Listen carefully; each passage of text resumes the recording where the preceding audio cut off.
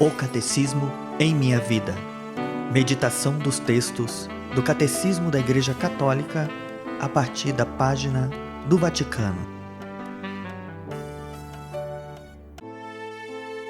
A paz do Senhor Jesus.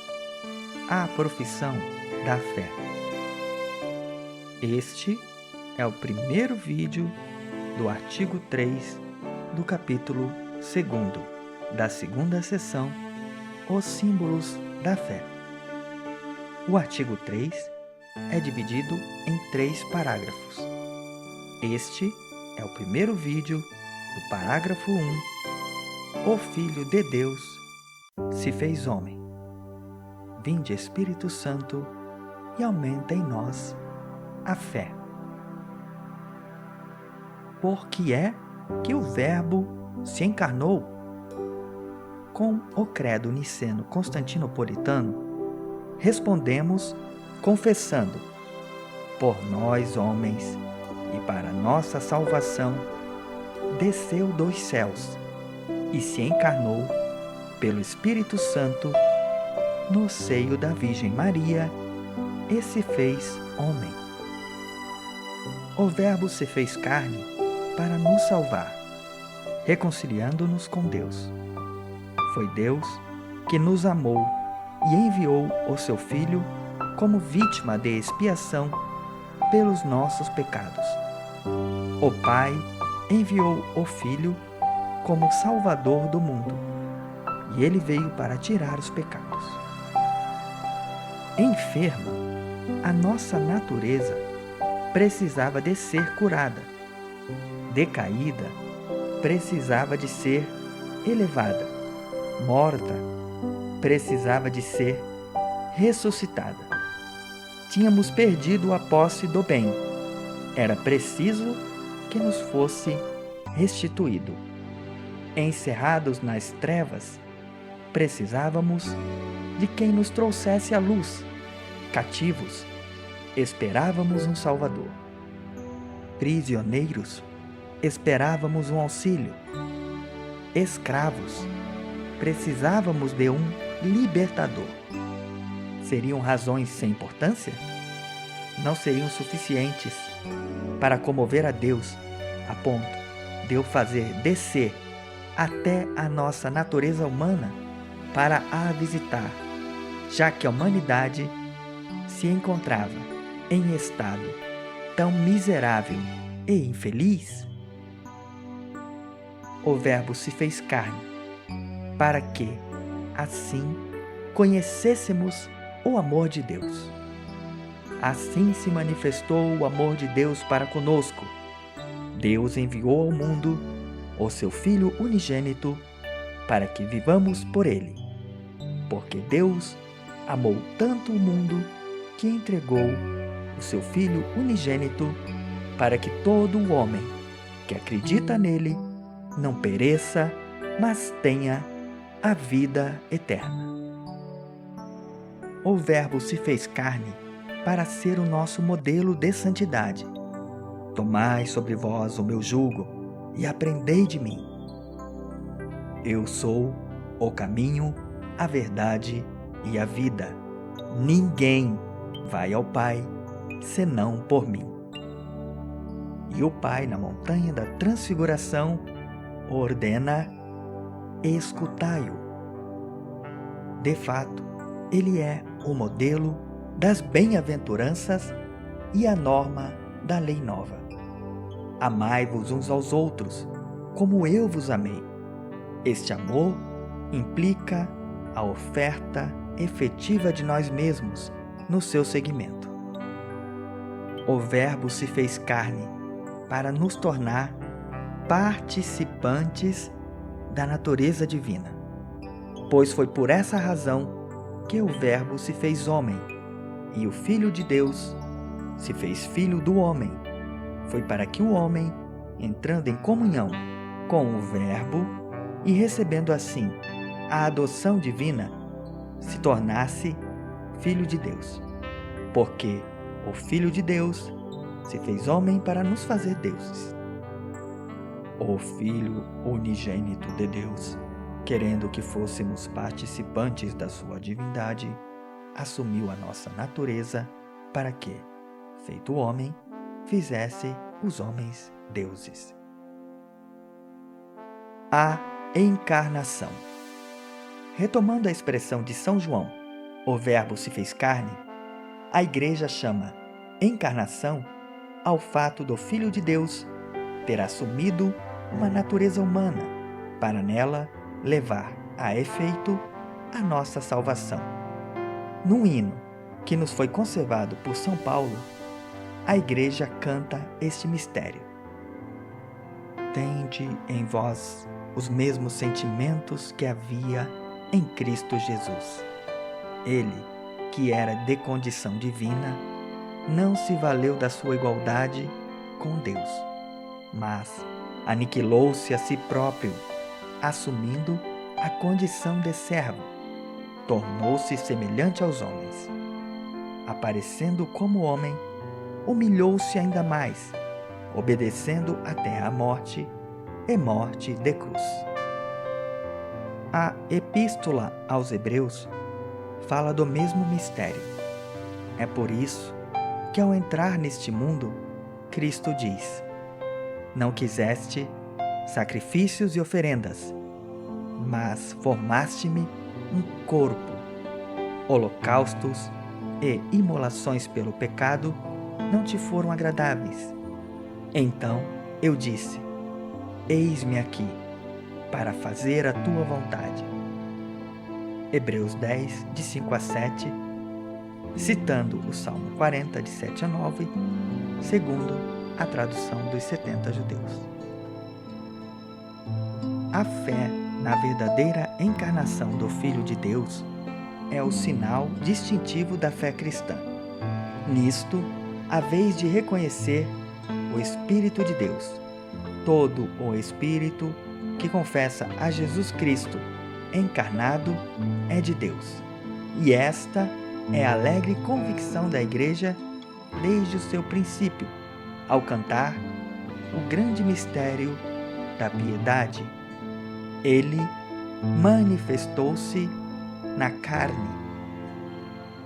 Verdadeiro Deus e verdadeiro homem. O acontecimento único e absolutamente singular da encarnação do Filho de Deus não significa que Jesus Cristo seja em parte Deus e em parte homem, nem que seja o resultado de uma mistura confusa do divino com o humano. Ele se fez verdadeiro homem, permanecendo verdadeiro Deus. Jesus Cristo é verdadeiro Deus e verdadeiro homem. Esta verdade da fé teve a Igreja de a defender e clarificar no decurso dos primeiros séculos, perante heresias que a falsificavam. As primeiras heresias negaram menos a divindade de Cristo que a sua verdadeira humanidade. Docetismo gnóstico. Desde os tempos apostólicos, que a fé cristã insistiu sobre a verdadeira encarnação do Filho de Deus, vindo na carne. Mas, a partir do século III, a Igreja teve de afirmar contra Paulo de Samosata, num concílio reunido em Antioquia, que Jesus Cristo é Filho de Deus por natureza e não por adoção. O primeiro concílio ecumênico de Nicéia, em 325, confessou no seu credo que o Filho de Deus é gerado, não criado, consubstancial, homoúcios ao Pai, e condenou Ário, o qual afirmava que o Filho de Deus saiu do nada e devia ser de uma substância diferente da do Pai.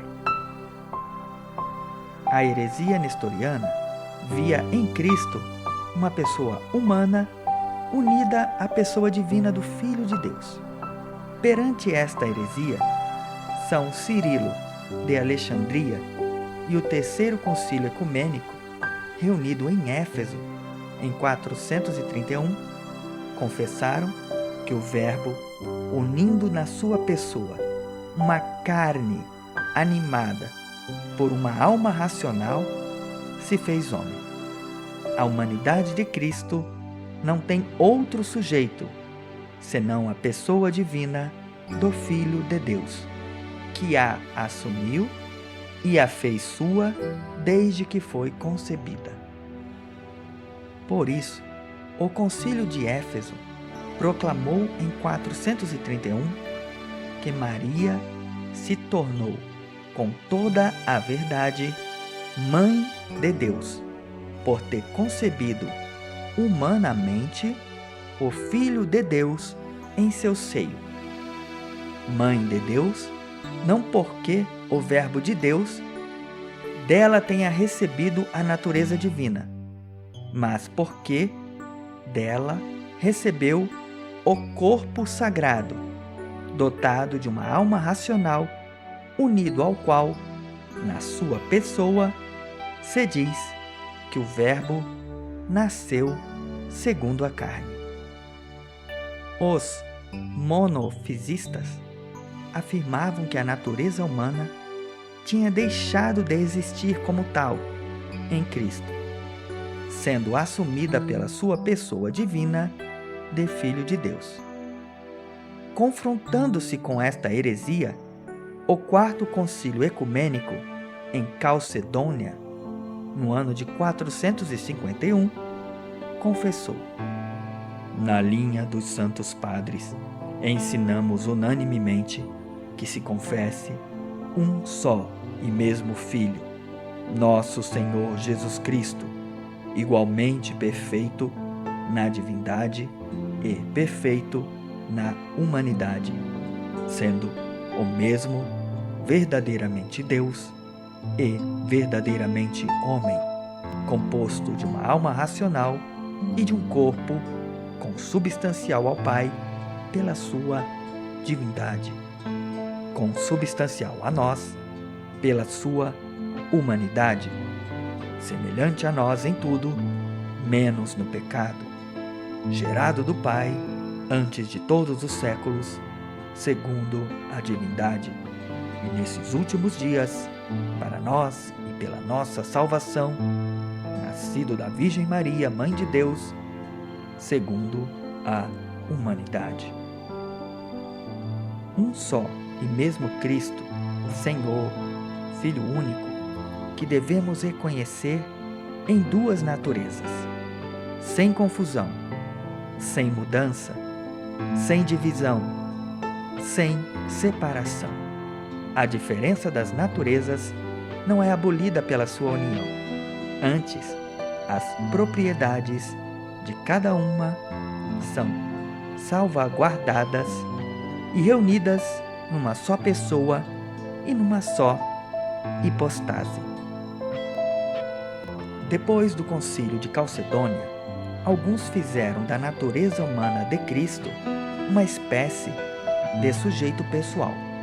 Contra eles, o Quinto Concílio Ecumênico, reunido em Constantinopla em 553, confessou a propósito de Cristo: não há nele senão uma só hipostase ou pessoa, que é nosso Senhor Jesus Cristo, um da Santa Trindade. Tudo na humanidade de Cristo deve, portanto, ser atribuído à sua pessoa divina, como seu sujeito próprio. Não só os milagres, mas também os sofrimentos e a própria morte. Aquele que foi crucificado na carne, nosso Senhor Jesus Cristo, é verdadeiro Deus, Senhor da glória e um da Santíssima Trindade. Assim, a Igreja confessa que Jesus é inseparavelmente verdadeiro Deus e verdadeiro homem. É verdadeiramente o Filho de Deus feito homem, nosso irmão, e isso sem deixar de ser Deus, nosso Senhor.